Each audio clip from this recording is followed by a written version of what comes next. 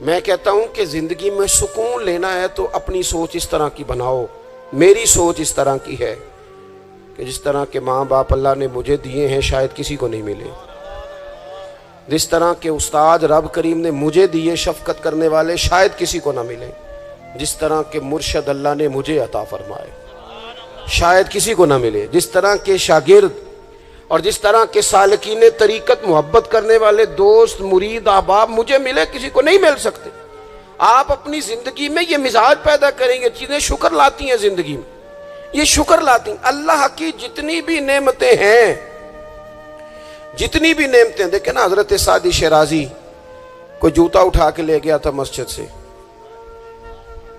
تو جوتا اٹھانے والے تو اٹھا ہی لیتے ہیں, اور موبائل لے جانے والے بھی موبائل, لیکن موبائل لے کے جا سکتے ہیں, تعلقات نہیں لے کے جا سکتے. موبائل لے کے جا سکتے ہیں, آپ کی آواز چھین کے نہیں لے جا سکتے. وہ غلط فہمی کا شکار ہوتے ہیں کہ ایک چیز ہم نے لے لی, بھئی بہت ساری چیزیں آپ کی رسائی نہیں ہے, آپ جا ہی نہیں سکتے وہاں تک. بھائی حضرت سعدی شیرازی کا نا کوئی جوتا اٹھا کے لے گیا مسجد سے, تو آپ کا خادم کہنے لگا بڑا ہی بھائی کوئی نالائق آدمی ہے جو حضرت شیخ کا جوتا اٹھا کے لے گیا. تو حضرت ہنس پڑے, کہنے لگے جوتا ہی لے گیا ہے نا, کہیں پیر تو نہیں نہ لے کے گیا. پیر سلامت ہے تو اللہ تعالیٰ جوتا اور بھی عطا کرے گا.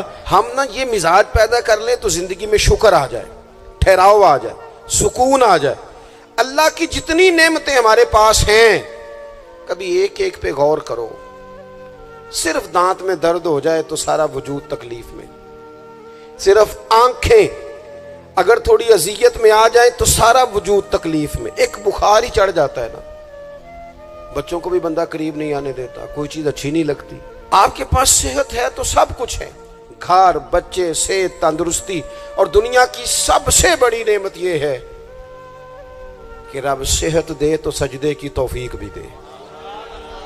اللہ تعالیٰ شعور دے تو پھر مسجد آنے کا موقع بھی دے. یہ بہت بڑی مالک کی توفیق ہے. میرے عزیز یہ ساری نعمتیں ہیں, اور صحیح بخاری میں موجود ہے کہ رسول پاک علیہ السلام بھی اللہ کی نعمت ہے. لقد من اللہ علی المؤمنین اذ بعث فیہم رسولا. رب فرماتا ہے مومنوں میں نے تمہارے اوپر احسان کیا ہے, تمہیں اپنا رسول عطا فرمایا ہے. میں نہیں کرتا کوئی تفسیر اس آیت کی, میں کسی مفسر کا قول آپ کے سامنے نہیں رکھتا. خدا را میری ملت کے جوانوں, یہ قرآن مجید کی آیت محکم ہے, کوئی متشابہات میں سے نہیں ہے, محکم ہے, واضح ہے. پورے میلاد شریف میں پورے حضور علیہ السلام کی محبت کے عنوان میں, نبی پاک کی سیرت کے عنوان میں, غلامی کے عنوان میں, تذکروں کے عنوان میں, حضور کی نعتوں کے عنوان میں, حضور کی سنت شریعت پر عمل کرنے کے عنوان میں ایک بات, صرف ایک, کہ کائنات کا پیدا کرنے والا رب کہتا ہے یہ رسول تم پر میرا احسان ہے. اللہ کہتا ہے یہ میرا احسان ہے, یہ میرا احسان ہے. دوستو اگر ہم تھوڑا سا دیکھو نا, میں نے زندگی میں وہ لوگ دیکھے ہیں جو نا نعمتوں کے چھن جانے سے خوف میں رہتے ہیں, آزمائش کا شکار رہتے ہیں, ڈرے ڈرے سہمے سہمے رہتے ہیں کہ یار بڑا فضل ہے خدا کا, کہیں کچھ چیز چھن نہ جائے. یعنی کسی بیمار کو دیکھ کے جب کوئی آدمی کانپتا ہے, لرزتا ہے اس کا وجود, تو مانا کیا ہوتا ہے کہیں میری صحت بھی نہ چلی جائے. جب کوئی دنیا سے رخصت ہوتا ہے تو لوگ زندگی کی نعمت کو سوچ کر خوف کھاتے ہیں. خدا نہ خواستہ کسی کا عزیز بچھڑ جائے تو لوگ اپنوں کو یاد کر کر کے روتے ہیں. نعمتوں کے بارے میں کچھ لوگ بڑے شدید حساس ہو جاتے ہیں, کہیں چلی نہ جائے, کہیں چلی نہ جائے. یہ جو صحابہ ہر وقت حضور کی ناراضگی سے ڈرتے تھے نا,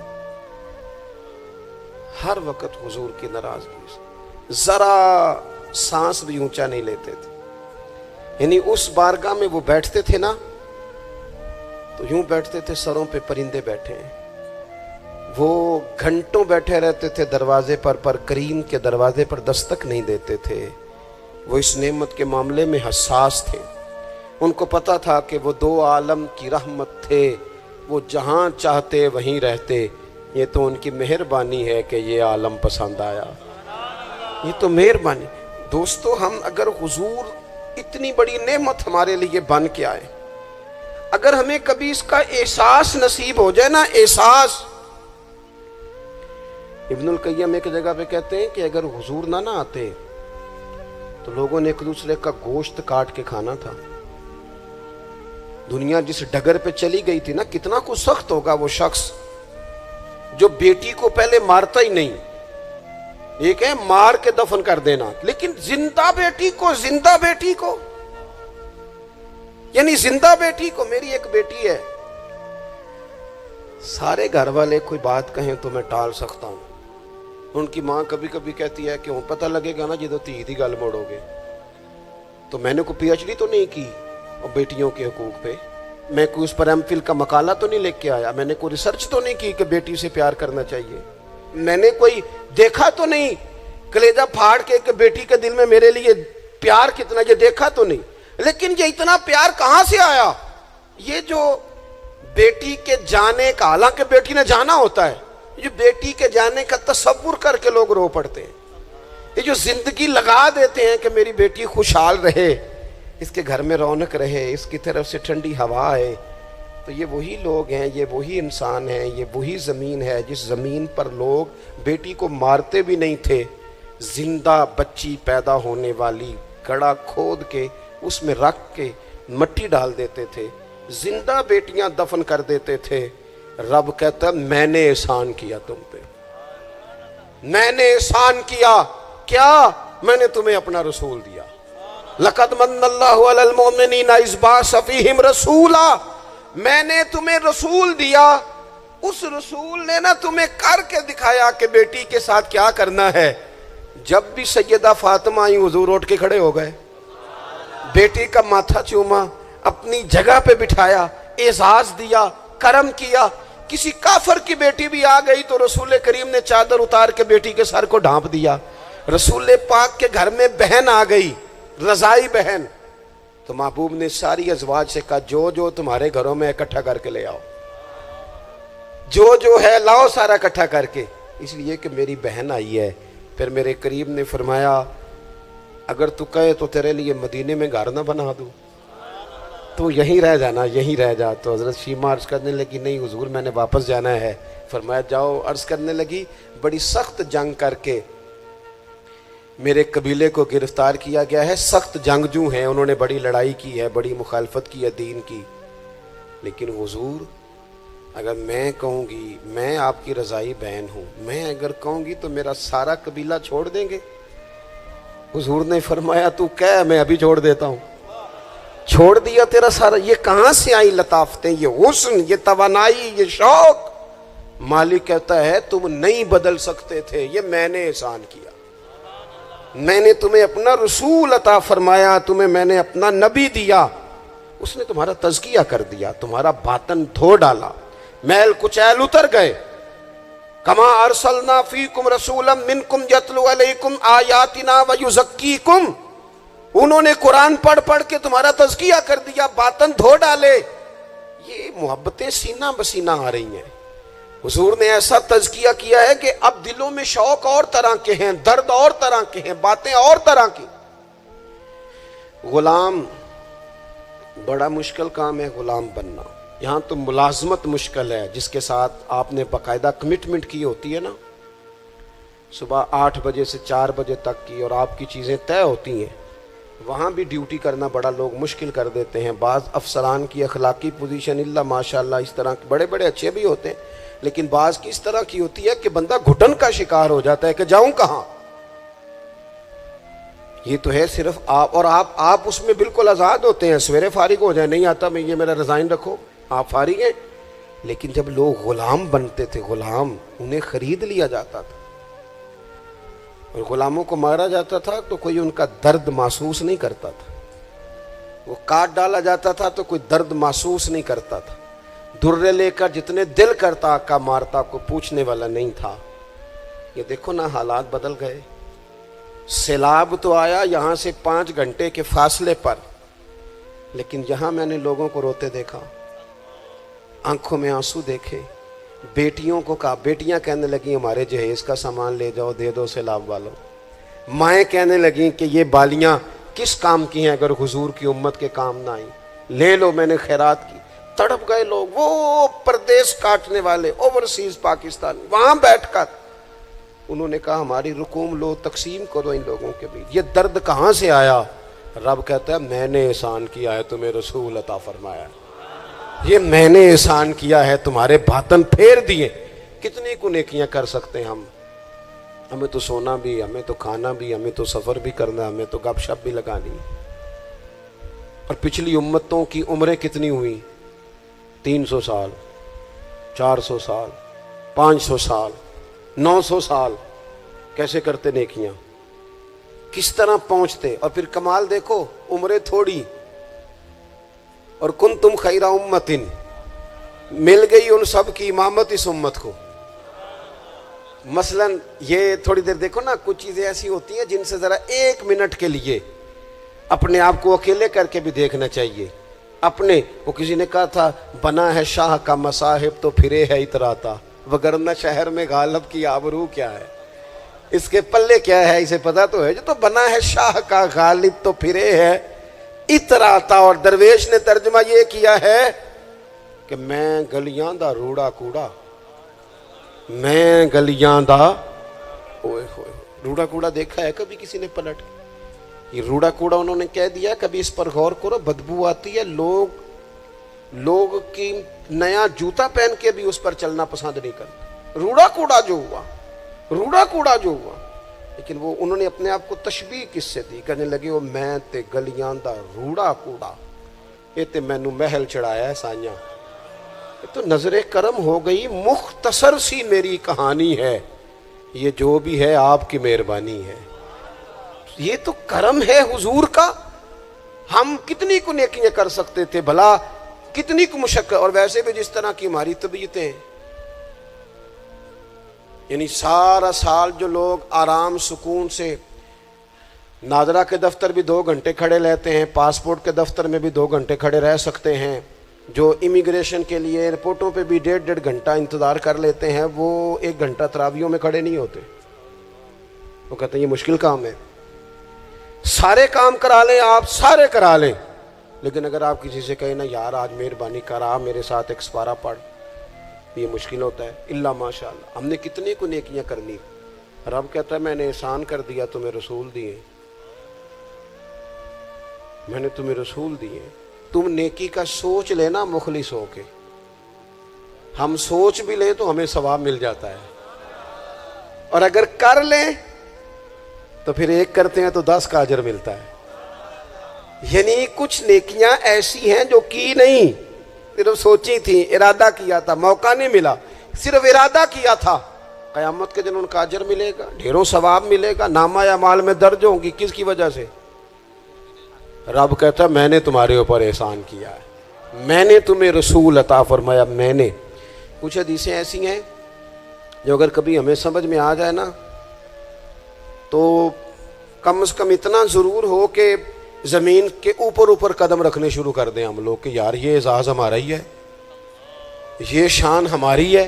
نبی کریم صلی اللہ تعالیٰ علیہ وآلہ وسلم کی برکت سے ہمیں اعزاز کا ملا۔ کچھ چیزیں ایسی ہیں جو کبھی سوچتا ہے نا انسان تو بڑا اوپر چلا جاتا ہے۔ حضور فرماتے ہیں قیامت کے دن نا کچھ لوگ ہوں گے میری امت کے جنہیں دیکھ کے نبی اور رسول رشک کریں گے، ان کے چہرے نور سے روشن ہوں گے، وہ نور کے ممبروں پہ بٹھائے جائیں گے۔ لوگ پوچھیں گے یہ کون ہے؟ تو انہیں کہا جائے گا یہ رسول کریم کی امت کے لوگ ہیں۔ اور پھر حضور نے ساتھ آیت پڑھی، آیت الا ان اولیاء اللہ لا خوف علیہم ولا هم یحزنون۔ باعث فخر لوگ ہیں یہ، باعث فخر۔ تو عبادتیں تو پہلے امتوں کے ولیوں کی زیادہ ہیں، رشک ان پر کیوں ہو رہا ہے؟ وہ اس لیے کہ رب کہتا ہے میں نے احسان کیا ہے تمہیں رسول عطا فرمایا، میں نے احسان کیا ہے تمہیں رسول۔ اب مجھے بتائیں، ہر نعمت کا شکر ادا کرنا ہے، اور یہ جو نعمت اللہ نے ہمیں دی ہے نبی پاک کا غلام بنایا ہے۔ اچھا میں آپ سے نا کسی کی بات نہیں کرتا. ایک مثال میں آپ کو ذاتی دیتا ہوں. میں آج ہی سوچ رہا تھا, مجھے نا بہت سارے لوگوں نے دیکھا ہوتا ہے کیمرے کی آنکھ سے. کسی نے یوٹیوب پہ دیکھ لیا, ٹی وی پہ دیکھ لیا, کسی اور جگہ دیکھ لیا. تو انسان کا نا ایک مزاج ہوتا ہے کہ جس چیز کو وہ کبھی کسی دیوار کے پردے کے پیچھے دیکھتا رہا ہے, وہ اچانک سامنے آ جائے تو کئی دفعہ بندہ پریشان بھی ہو جاتا ہے. کبھی کبھی بندہ پریشان بھی ہو جاتا ہے. میں نا, اتفاق کی بات ہے, میری زندگی کچھ زیادہ مصروف ہے. ایک دوست ایسے تھے جو مجھے نا کچھ 3-4 سال سے کہہ رہے تھے ٹائم دے دیں, ٹائم دے دیں. اور وہ ٹائم لینا چاہ رہے تھے. اپنے ان کے والد جو تھے وہ تھوڑے سے معذور تھے, تو کہہ رہے ابا جی کی بڑی خواہش ہے. کسی وجہ سے ٹائم بنتا نہیں تھا. سال 2-3 گزر گئے, بالآخر وقت بن گیا. میں ان کے گھر گیا محفل پہ. اب وہ مجھے اچانک دیکھ کے نا, تو حالت ان کی اس طرح کی ہو گئی کہ وہ جو کچھ بھی گھر میں موجود تھا نا, جو بھی, یعنی جو سالن کل کا پکا تھا وہ بھی لے آئے, وہ اٹھا, اچار بھی لے آئے.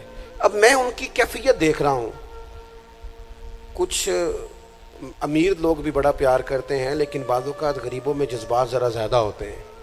کچھ غریبی تھی, کچھ وہ جذبات تھے, کچھ وہ شوق تھا, کچھ وہ درد تھا, کچھ وہ سمجھ نہیں آ رہی.